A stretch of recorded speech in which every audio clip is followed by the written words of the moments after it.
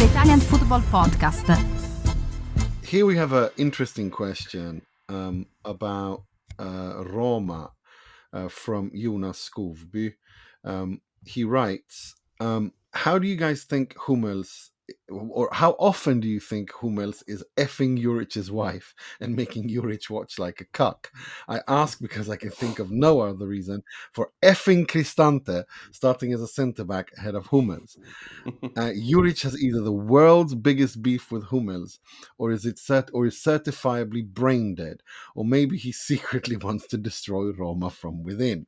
And his second question is, what do you guys think of Claudio Ranieri to Roma? Personally, while I obviously love Claudio like a nonno, I think it shows a huge lack of ambition and is a clear sign that the season has already been forfeited. At least it will be entertaining when the fraudkins decide to fire him and treat another fan favourite like crap. I can't wait for that. I love the slander names on this pod. Like the slander names that people come up with is just brilliant. Fraudkins, Binzaghi. What'd you make of that? Binzaghi, Artetanyahu. Yeah, I know. It's fantastic. The slander names that our patrons come up with are just fantastic. Yeah. Well, first of all, like the Juric, I mean, he's been sacked, so there's nothing more to say on that. But with Ranieri, it's an interesting one. It depends how you look at this. I think if you look at it purely from a footballing point of view for the present, it's not the worst choice in the sense that, like Jonas says himself, this season is already a write-off. It is. It is. You know, if you look at them in the table, they're only 4 points off the relegation zone, and they're not going to get relegated. But they're clearly, if you look at the way the squad is constructed, as I've said, if you look at the ingredients that are lacking, there's no pace, there's no width in the team. The players, some players can play in one system, some players can only play in another system. Dybala is pretty much incompatible these days with anybody. Is this season that there's no way that Roma are gonna get in the top four, and even getting into Europe won't be easy. They should still do that. They should, but I wouldn't say that's a guarantee at all. So this season is pretty much a write-off. You could argue that there's no point in going out there and trying to hire kind of a long-term coach when the season's already a write-off. You might as well just see out the season and then try and start the planning now for next season and get it right. So that's the way of looking at things from a footballing point of view. The bigger issue, though, and where this doesn't look good, is from a management point of view, because Roma have been going on and on about how this is a long-term project, how all the decisions they make are for the future. Especially now that they've come out of all the FFP problems that they had, that they were trying to reduce the risk, the age of the team, and start buying players that they can build a project around, and then that includes the coach as well, and Ghisolfi. Then you have Ghisolfi, the transfer chief, the sporting director, basically the guy that's supposed to be in charge of building this future. Not only is he completely sidelined when it came to the choice of Ranieri, of the new coach, wasn't even involved in the process at all. They hired an agency to lead it, which is laughable. But also we had Ghisolfi talking to the media after the defeat and the sacking of Juric, saying that the next manager would be, it wouldn't be a short fix. It would be a long-term manager, and he's been completely, in my mind, he's been completely humiliated there. He's been made to look like it just made it look like a complete shambles and disorganized, and no one, there's no plan there. That's the problem. So I think from a bigger point of view, it doesn't look good, but purely from a footballing point of view, I don't think it's the worst hire for what Roma are now on the pitch. I agree with everything you said in terms of positive, negative in the in the sense of looking at this from this season and beyond, and what it tells about um, tells about how the Friedkins, how clueless the fraudkins, as Jonas called them, are in terms of how things work at a football club and a football project. I think you really, really adumbrated at great length there, and I've got nothing more to add. But what I will say, Ranieri returning to Roma has also another implication, and that is this is a Romanista through and through. This is someone who loves that club. He's a gentleman. He bleeds Giallorosso.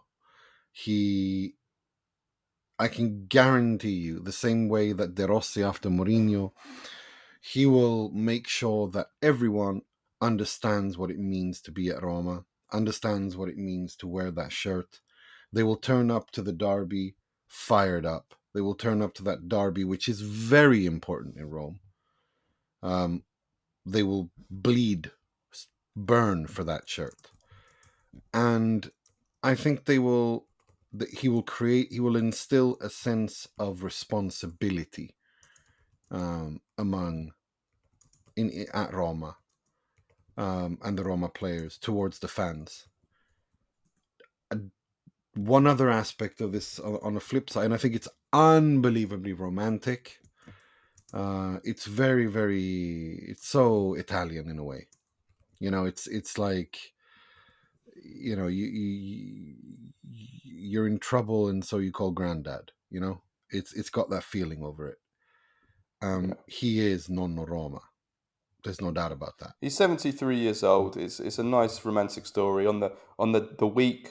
Well, but I gotta say, yeah, I just gotta say, this is the second time the Friedkins try to hide for their failures by appointing a Roma legend.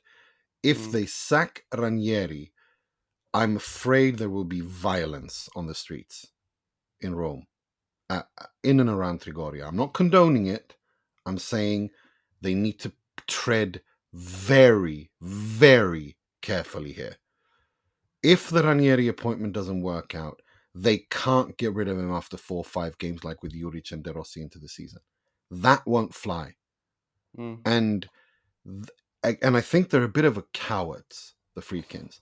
They hide behind Roma heroes every single time now to hide for their own I really failures. like that. That was exactly my point as well. It's the second time they've done it this year that they're kind of, they're placating the mob, the Roman mob, and the De Yes, Rossi but they're first. doing it in such a disrespectful way. Like, De Rossi is a demigod. Ranieri is his granddad. Like, you do not touch these things. If they mess with that, you can't do that. And I think they've also appointed both of them, first De Rossi in January from Mourinho, and now Ranieri, because they know they're in there's so much anger and the mob are coming for them that it's like, well, let's appoint De Rossi, let's appoint Ranieri, and that'll get them off our back. That'll protect us, but only for a while. And at the end of the day, Ranieri's there till the end of the season, and like I said, it's there. It's a nice romantic story, but in terms of what it tells us about Roma's long-term prospects, it again tells us that this is an ownership that really has lost the plot a bit, and don't really know what they're doing, and they're desperate now.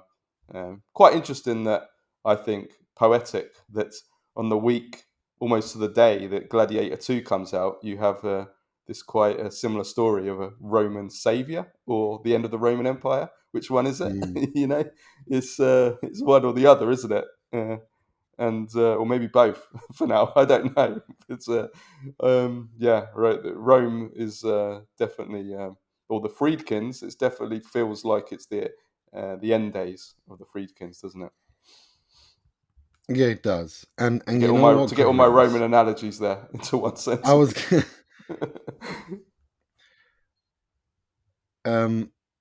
it's like, yeah, but at the same time, I genuinely hope they leave Rome. I've never disliked an ownership. I can't remember the last time I disliked an ownership as much as I do the Friedkins at Roma. For the way of handling a club as poorly, as disrespectfully, as amateurishly as they have. And La Serie A needs a competitive Roma. And as long as these clueless people are there, it's or at least until they appoint someone, they give the keys like Suning did to Marotta, like Juve used to have done to Giuntoli, or De Laurentiis to a certain extent, as much as De Laurentiis can give the keys to someone, to Giuntoli. They need to do that. Here's the budget. Here are the keys. You run it. And they just run the business side because they are just utterly clueless. And what's worst is, what adds insult to injury is how they have no sense of respect, no sense of understanding, no sense of where they are and what club they've got, which city they're in. They do not understand and they do not care. And that to me is worse. So I just hope one of the two things happens. Either they appoint someone who takes care of it and they stay the hell away, or they sell the club and good riddance. Because this is just unacceptable. If they, I'm just saying it now, if they treat Ranieri poorly and sack him after 4 days or 5 matches, 6 matches, you're going to see riots. This is the equivalent of going into someone's home and insulting their family for Romanisti. Like, this is how they view it. I'm not condoning it. I'm telling you just how it is. This is how it is. You do not do that. You cannot touch certain things in Italian football.